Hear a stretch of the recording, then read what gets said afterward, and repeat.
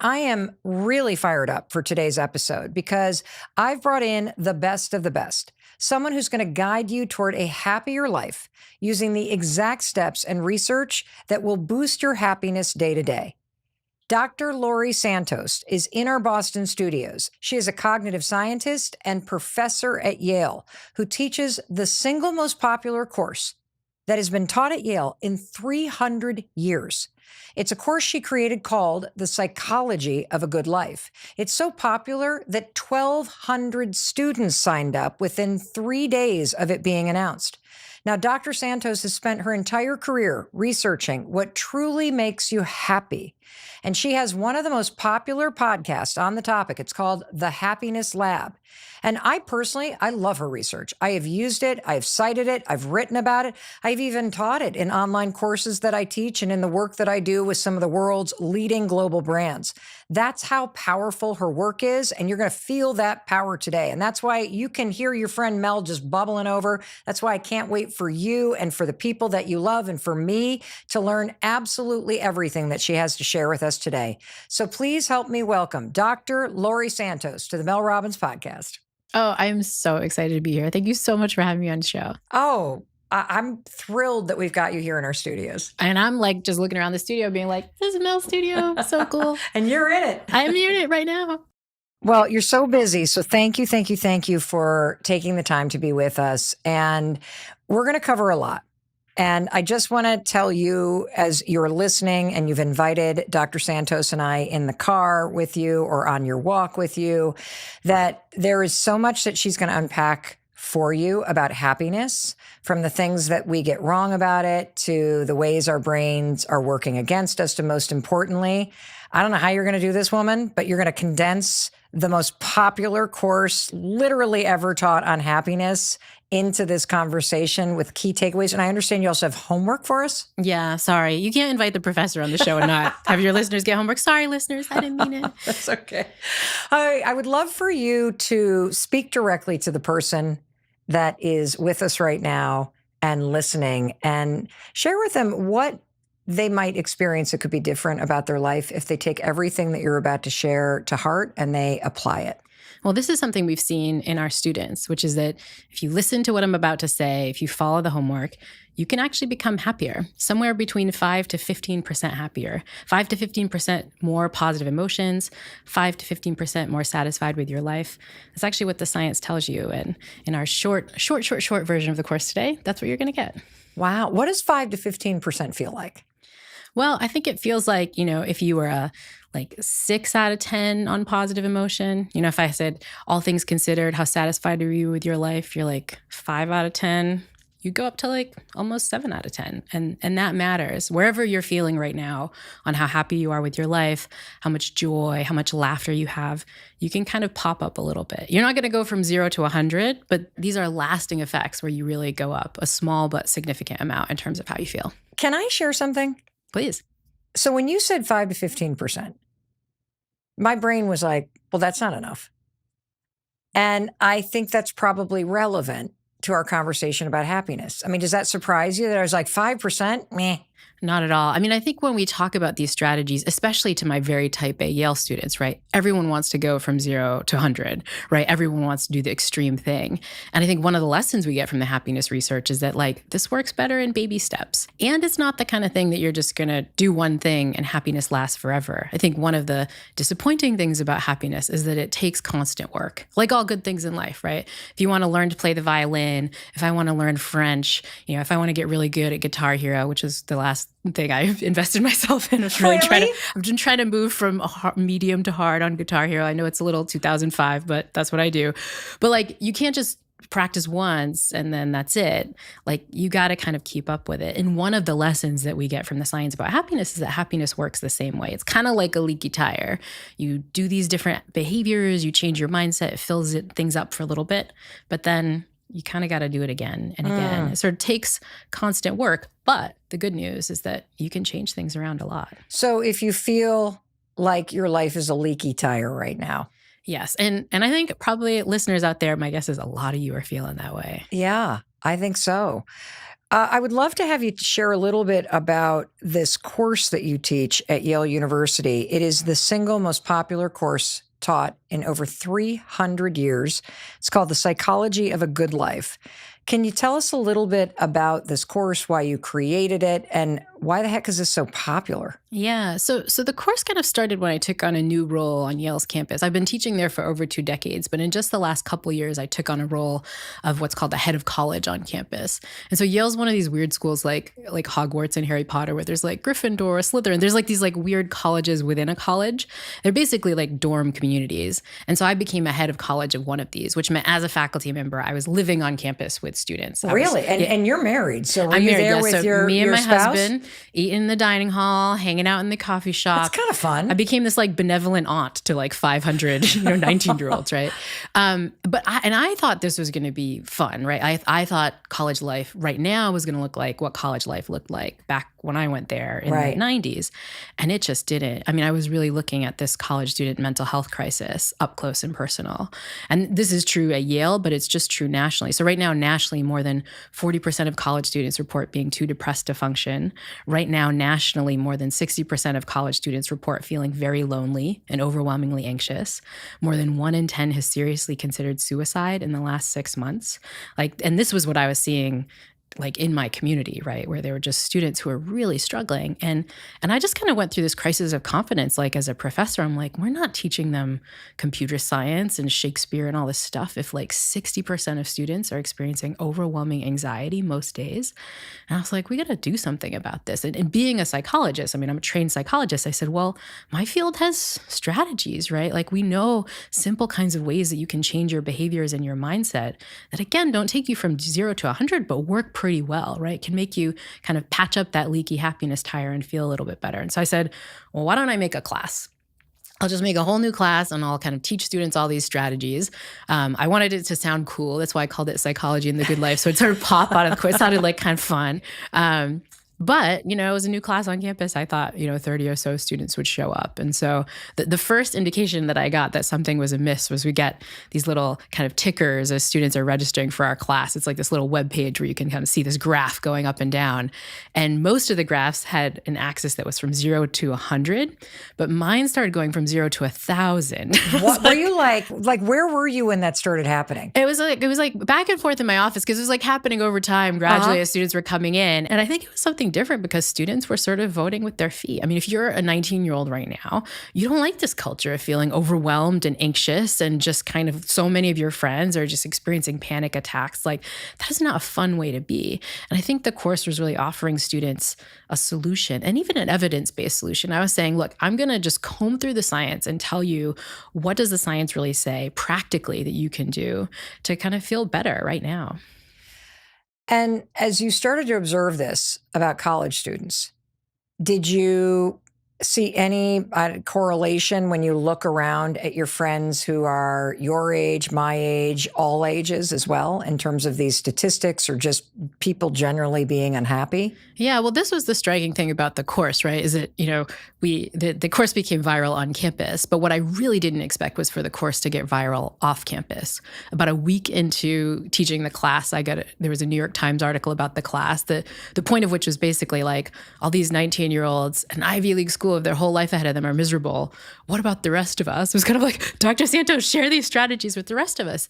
And I just got emails from all around the world of just people feeling like, it's not so much that I'm depressed. I just feel like I'm kind of languishing or just kind of meh. Or like, just there's so much going on in the world to feel stressed out about right now. Like everybody's kind of going through it right now. I'm glad that you said that because I think that this conversation is going to be incredibly helpful for understanding not only what the teenagers and 20-somethings and early 30-somethings are facing right now, but also what we're all facing. Yeah. And so whether you're already starting to think about the person in your life who's in their 20s or in college or high school that you're going to share this conversation with, or you're thinking about yourself, like all of the takeaways from the research and the science and the studies that you've been doing are relevant to all of us. That's right. And I think things are getting worse and will continue to get worse unless we come up with good strategies to deal with this, right? What do you mean things are getting worse? Well, you look at pretty much any statistic on mental health, and I'm not talking in college students now, I'm talking about in adults, especially in the US, things are just getting worse over time. Like rates of loneliness have nearly doubled, right, since we've been measuring these things. Like rates of depression and anxiety in the adult population are going up. And I think even if you just look at rates of things like people reporting that they're overwhelmed, burned out, right, you get, not just double digits, but very high double digits of folks saying like, yeah, that's me, I'm going through it. And honestly, if it's not you, it's your sister-in-law, it's your colleague at work. It's like we're just in a community where so many people just feel like they're not experiencing the kind of joy and positive emotion that they'd really like to be experiencing. I love what you just said about joy and positive emotion, because I was about to ask you, well, if you're dealing with anxiety or depression or a lack of purpose, or you're feeling very lonely, is happiness the antidote? Is that why this matters so much for all of us? Yeah, I think so. I mean, I think it helps to dig in a little bit to what we mean by happiness, because we can mean so many things. And in fact, there was a funny study that showed that what lay people think about happiness is not what the scholars mean when they use the term happiness. So you're the scholar, I'm the layperson. Yes. Okay. So let me tell I'm you gonna lay down now. Yeah. Well, I'll tell you what the scholars mean. So what the scholars mean by happiness is happiness in two forms. Scholars think about happiness in your life and happiness with your life. So what do we mean here? Oh, hold on. Hold on. So you just said you can be happy in your life, and you can also be happy with your life. I can think of a bazillion moments where I've been happy with what's going on, but not happy in it. Yeah. I mean, the classic case, if you have kids, right, is that you have a newborn baby, right? Yeah. And you're so happy with life. You've brought this new life and you have so much meaning and purpose. But in your life, there's dirty diapers, there's no sleep, there's, Oh my God, I'm exhausted. My nipples are leaking. Yes, I'm not having exactly. sex anymore. I feel like I've just shot a cannonball through my legs. Like, what is happening? Miserable. And Yes. you've had enough important people on here to know the opposite, right? Which is you can have a life in your life where there's all these hedonic pleasures. You're flying first class and eating at the best restaurants and the best wines. But with your life, you feel a little bit empty. Maybe you don't have a sense of purpose, a sense of meaning. And so what scholars are trying to do is they're trying to find strategies that boost both of these in your life. And specifically, we mean lots of positive emotions, lots of joy and laughter and contentment, right? These kind of subtle positive emotions. Although, as I guess we'll probably talk about, we don't want to get rid of negative emotions completely, right? Yeah. We want to have some negative emotions. I just don't want them to run me over. Yeah, you did. I don't want the negative emotions to feel like that's my whole life. No steamroller from the frustration or the overwhelm and so on, right? And that's happy in your life. With your life, it's the answer to the question, all things considered, how satisfied do I feel? Do I feel like I have meaning? Do I feel like I have purpose, right? As nerdy professors, we use scales to measure these kinds of things. But you don't need a scale. You could probably answer right now, all things considered. How happy are you with your life? And I take it, if you were to just stop and ask yourself, which you really should, am I happy in my life? Yes or no? And then ask yourself, am I happy with my life? That we're about to learn there are kind of different strategies that you can use to bring those numbers up in terms of that 5 to 15% satisfaction that's available to all of us. Exactly. And one of the things that's striking is that a lot of the strategies move both at the same time. A lot of the strategies will give you a sense of positive emotion when you're practicing it, but also overall make you kind of just more satisfied in the long term too. So your course, Psychology of a Good Life, has 26 lectures on happiness. Yeah. What do you think the big takeaway for your students has been? Yeah. So one of the biggest ones is just how much we get happiness wrong, right? Oh. Yeah. I mean, I think if you're listening right now, you probably care about happiness, right? You probably want to feel happier. You're probably pursuing happiness, but you might not be feeling like it's going so great, right? You're kind of off somehow.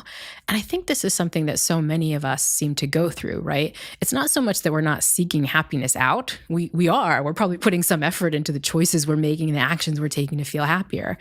But we're kind of doing it wrong, right? And this is by and large what the science seems to be telling us. It's not that we're not going for improved well-being. We're putting a lot of work in. Some of us are putting a lot of money in, but we tend to be picking the things that don't get us there. And this is a big insight into happiness, is that we have theories about the sorts of things that make us happy, but a lot of research suggests those theories are just wrong. So we have these intuitions that are leading us astray. I am so excited to learn from you. And I think probably the best place to start, you've talked about happiness with your life and happiness in your life, but what is the definition of happiness? Yeah. Well, I think the definition of happiness is really boosting both of those, right? It's kind of finding the way to become happier in your life and with your life. That's kind of what we're going for when we're talking about improving happiness. I love that definition. I do, because again, I'm going to reveal why I make myself miserable. It's because I immediately went like, oh, okay, so this is something I can do. I can literally like figure out how to be happy with my life, and I can figure out how to be happy in my life, and I can get my little checklist out, and then I can go.